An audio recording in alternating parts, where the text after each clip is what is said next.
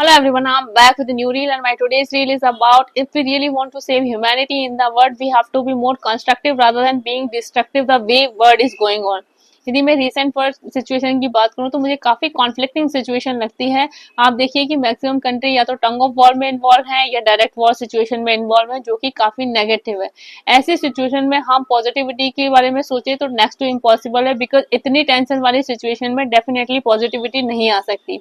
हम यदि रियल में ह्यूमैनिटी के लिए काम करना चाहते हैं या ह्यूमैनिटी को इम्प्रूव करना चाहते हैं तो हमें अपने जो डिफेंस एक्सपेंडिचर हैं या मिलिट्री पे जो एक्सपेंडिचर्स होते हैं उनको कम करना पड़ेगा।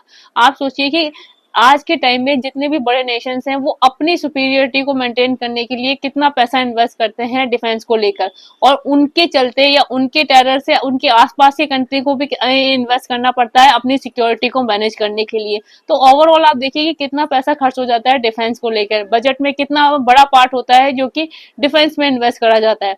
यदि इसी अमाउंट को हम एजुकेशन पे या डेवलपमेंट इश्यूज पे या हेल्थ पे खर्च करें तो आप सोच सकते हैं कि सिचुएशन टोटली डिफरेंट हो सकती है।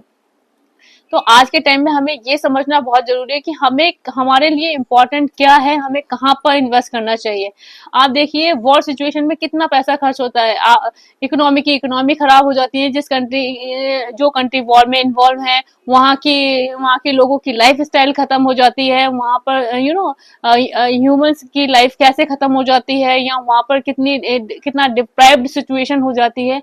ये सब हमें समझने की बहुत जरूरत है। इतना पैसा खर्च हो रहा है, उसके साथ साथ ह्यूमंस की लाइफ में सफर कर रही है या फिर वहाँ की इकोनॉमी डैमेज हो रही है। तो हम इन सब चीजों को कैसे मेंटेन कर सकते हैं, इन सब सिचुएशन से कैसे निकल सकते हैं, किस तरह से हम ह्यूमैनिटी के लिए काम कर सकते हैं, ये सोचना बहुत इंपॉर्टेंट है। आप सोचिए यदि इतना इतना हाई अमाउंट यदि हम प्रोडक्टिव वेज में यूज कर सके तो आज हमारी सिचुएशन कहाँ से कहाँ हो सकती है। या वर्ल्ड में जो नेशंस वीकर नेशंस हैं हमें उनको आगे बढ़ाने के लिए काम करना चाहिए, या जो भी लोग ऐसे हैं जिनके लिए हम सपोर्ट कर सकें वो करना ज्यादा इंपॉर्टेंट है, रादर देन हमें इस तरह से डिस्ट्रक्टिव चीजों पे इन्वेस्ट करना और इस तरह से पैसा बर्बाद करने के।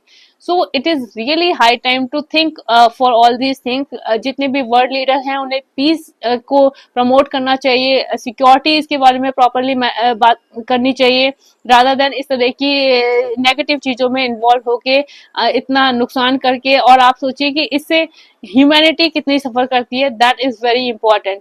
एक दो कंट्रीज में वॉर हो रहा है लेकिन वहां से कितनी कंट्रीज की इकोनॉमी सफर करती है, कितने लोगों की लाइफ सफर करती है, या कितना मनी सफर कर रहा है बिकॉज ऑफ दीज कॉन्फ्लिक्ट्स।